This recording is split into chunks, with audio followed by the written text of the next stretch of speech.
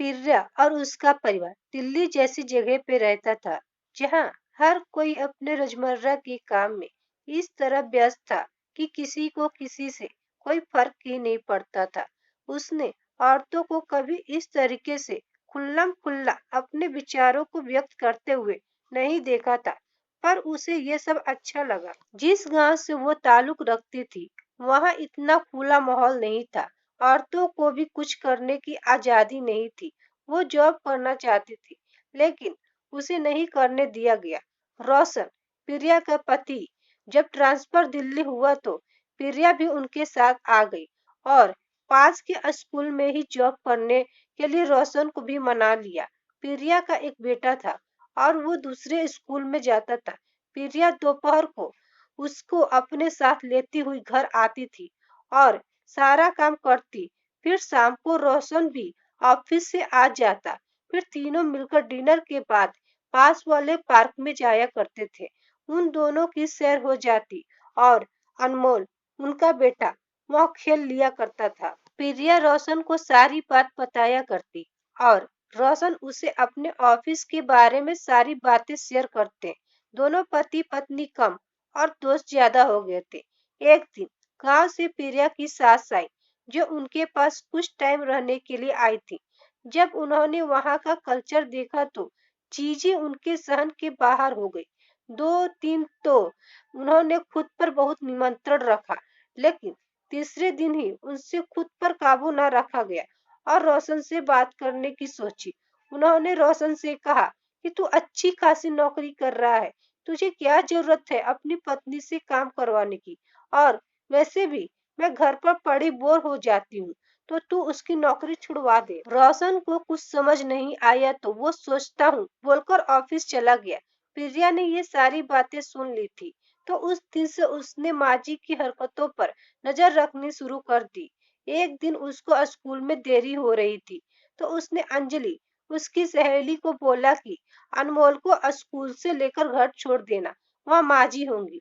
अंजलि ने जब अनमोल को घर छोड़ा तो उसके एक घंटे बाद जब प्रिया वापस आई तो उसने सुना माजी अनमोल को कह रही थी कि तू अपनी मम्मी को बोल वो अपनी जॉब छोड़ दे। तू जब घर आया करेगा तो तुझे मम्मी घर पर ही मिलेगी और खाना भी एकदम गरम मिलेगा।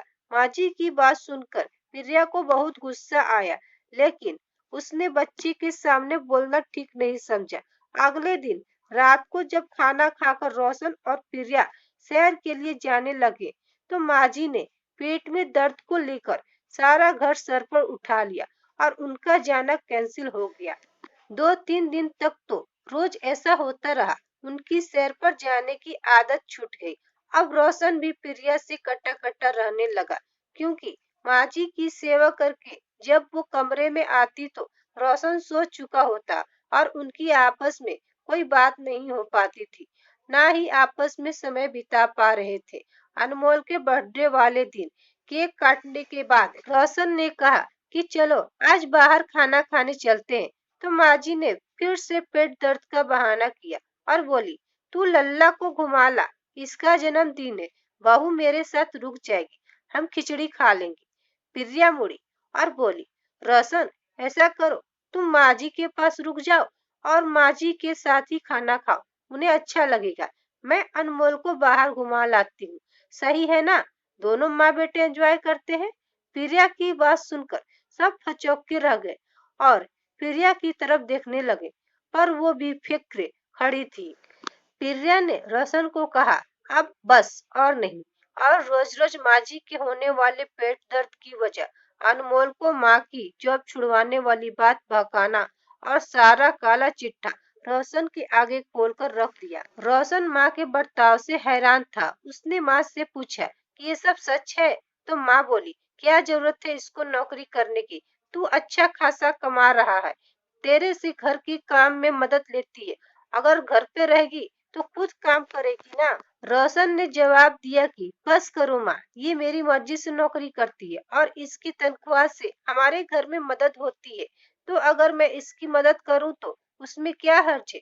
दूसरी बात, अगर आप घर पर बोर हो जाती हो तो सत्संग में जाओ, अनमोल का ख्याल रखो, लेकिन उसे गलत बातें मत सिखाओ।